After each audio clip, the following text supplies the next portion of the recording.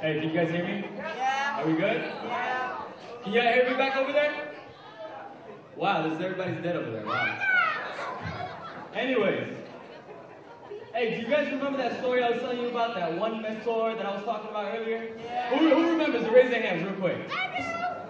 Alright, in that story, and I said I remember I had a mentor, right? He gave me the best advice in the world. Who wants to hear that advice real quick? Not really? Should I leave? Alright, I'll say it. It's in the form of a poem, so bear with me here, alright? I once asked a man that fought for this country, whose beliefs and cultures were the same as his enemy. See, unlike most soldiers, he not only fought for the white and blue, but he also bled for the red. I asked him, do you feel more as a traitor or more as a hero? And this is what he said. I felt no pain, I feel no sorrow. This life isn't for Merlin, I hope I don't see tomorrow. I'm not suicidal, I just can't bear to live, to dream about my consequence. See, it's not the action or conviction that kills me. It's the before and after compliments. If I could take back what I did, then that would be the line I used to subside the pain inside me. See, I am a cursed child, a rotten apple in my family tree. So I asked him, what makes you do the things you do? What inspires you to believe? He said, I used to think freedom is between the words you hear and the breath coming out of my mouth. Yet where I found freedom is between the pull of the trigger and the bullet leaving the chamber, making a loud sound. Oh, Lord. I remember when hearing the bullet, it made my heart rest at ease. Because I knew as long as I heard the sound, it didn't hit me. See, I used to hate change till life changed me. Life was but a game till time showed me reality. I put hatred in my heart and had self-destructing dreams so that vengeance's pain goes everywhere I go. Living in a moral struggle so that I may be forgiven while I'm still living. I come home to delusional people with many questions. Though they claim they want to listen, they're not ready for my confessions. No, I walk in my anger and let things be. I walk a different path from people like me.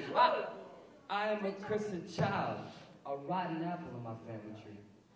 So I asked him, in curiosity, what will you say to the kids back home? Those who always walk like they gangsters, always walking with a limp. The ones that claim that they're ready to die. He replied, what do you say? What do you say to those whose choices are so narrow, whose history is as abundant as the bounty of great pharaohs, yet taught to live lives no more than scarecrows? What do you say? What do you say to those whose pain never leaves their sight?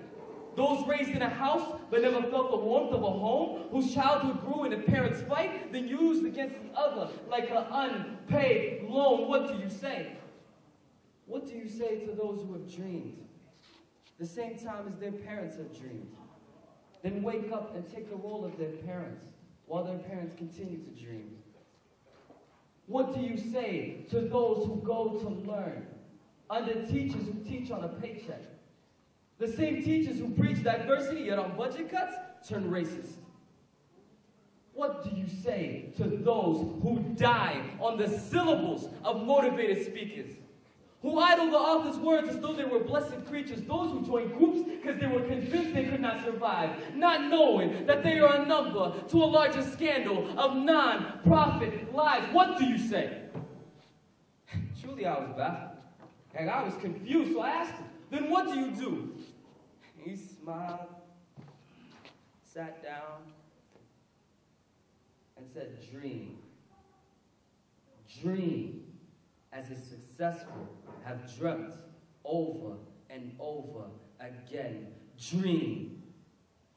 Dream as though your happiness will never end. Then wake up.